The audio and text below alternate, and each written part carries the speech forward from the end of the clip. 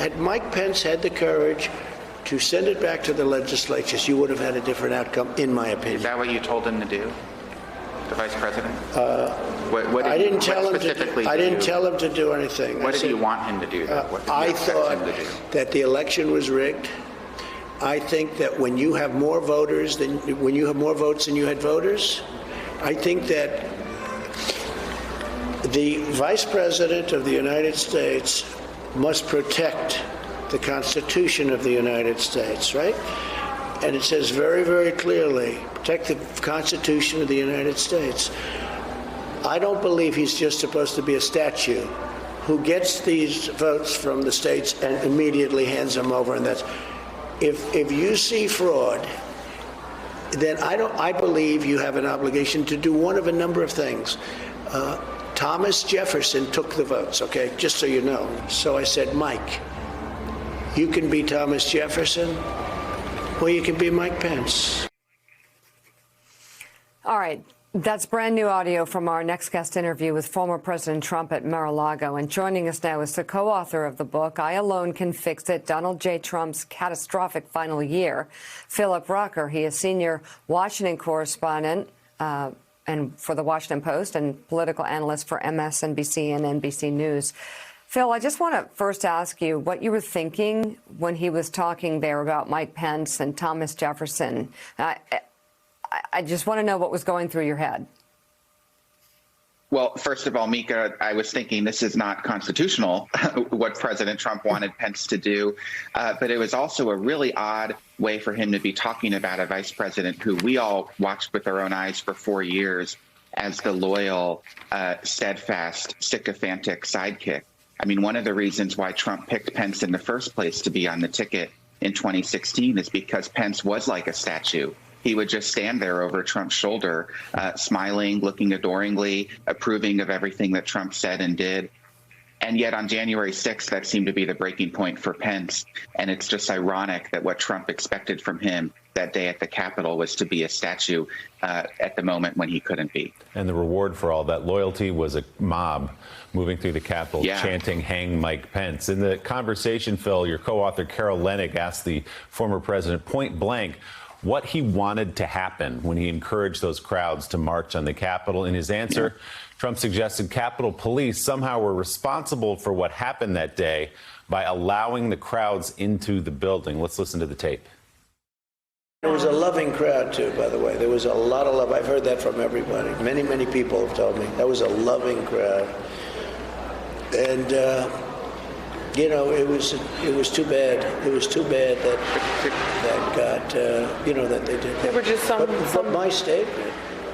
But Mr. President, I apologize. What we're trying to understand is not blame, not castigate. No, we want to understand, what did you want when you said go up there? What would you have dreamed? I would have said that you will show not to go in, although they were ushered in by the police. I mean, in all fairness, the Capitol Police were ushering people in. The Capitol Police were very friendly. You know, they were hugging the kids. You don't see that, but there's plenty of tape on that too. You know, because the Capitol Police were. That's the way it is.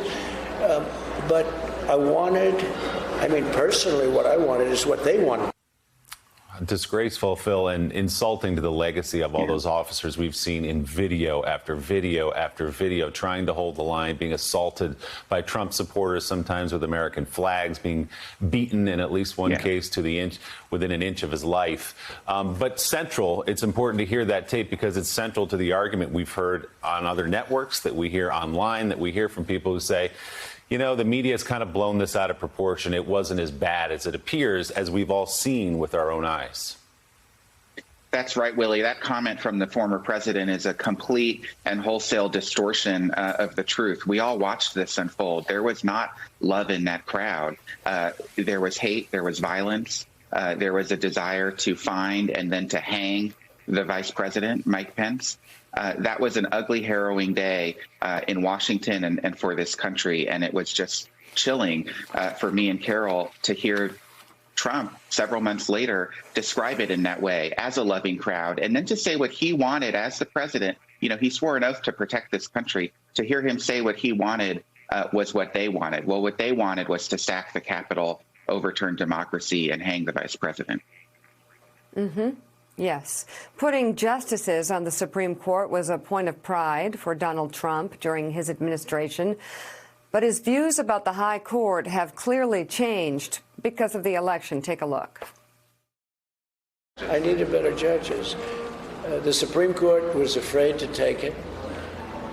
Don't forget, if you take all of everything out, take all of the dead people that voted, and there were thousands of them, by the way. We have lists of, obituaries, etc. If you take all of that, just look at one thing. The legislatures of the states did not approve all of the things that were done for those elections.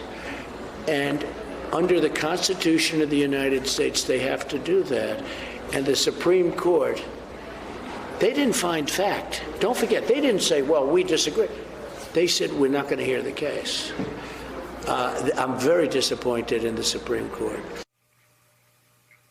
All right, Philip Rucker, give us the context of these comments, many of which are not true. And also, you're sitting there, you're looking at Donald Trump saying these things, speaking in this way.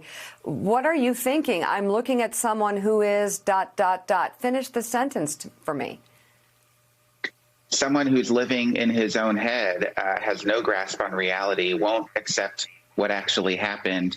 And there may be something worse than that. I don't know. I'm not a psychologist. I can't diagnose him, but clearly he was not thinking clearly and not thinking in rational truth. Look, the comment about the list of obituaries, that's not true. There were Department of Justice, FBI people who looked into these claims of election fraud and did not find enough evidence to be substantial in any way in shaping the outcome.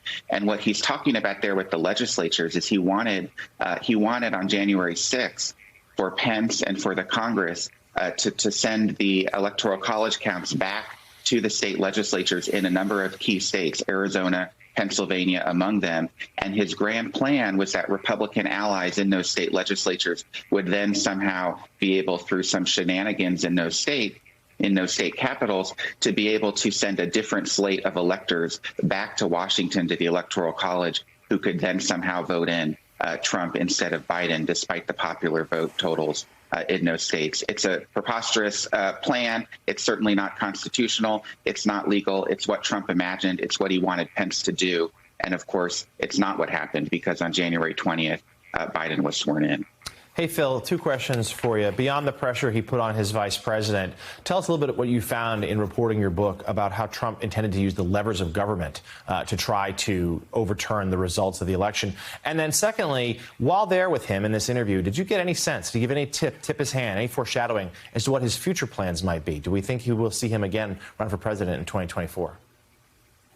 Well, that second question first, he certainly indicated to us that he wanted to run for president in 2024, that he's serious about it, that he's thinking and looking at it. That's 3 years away. That's a long time in politics. He's already 75 years old. So who knows when he turns 76, 77, if he's going to feel up for the challenge. It's exhausting to run for president, of course. But he gave every indication he wanted to. And I actually asked him if he would pick Pence as his running mate again in 2024, and he would not commit to that. He made clear that he would leave open the possibility of a different vice presidential running mate. And when I said, Pence wants to run for president as well, what if you guys run against each other? Trump said it's a free country.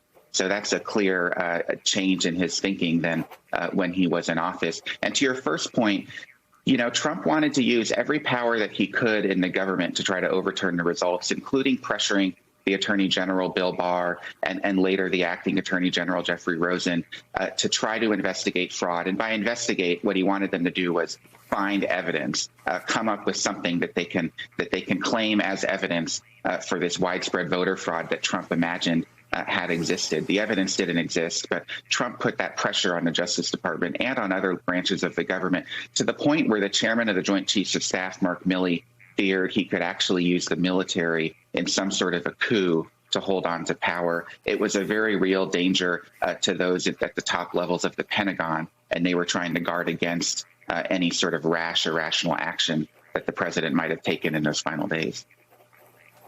I just wonder if he understands the deadly consequences of the way he wields his leadership.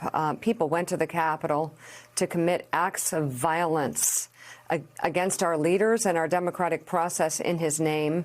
People are refusing the vaccine in the name of Trump conspiracy theories. And this is a man who just is driven by hatred. Here's part of what Trump said about the late Senator John McCain. John McCain was a bad guy. He was a bully and nasty guy, bad guy. A lot of people disliked him, you know, last in his class at Annapolis, all that stuff. But he was a bad guy. Okay, I say it to you. I don't care. You know, does it affect me? I won Arizona. Okay, by a lot. You know, it didn't turn out that way in terms of the vote, but I won Arizona. Everyone knows it. They know it there. He didn't affect me. I won it the first time. I won it the second time. I didn't get along with John McCain.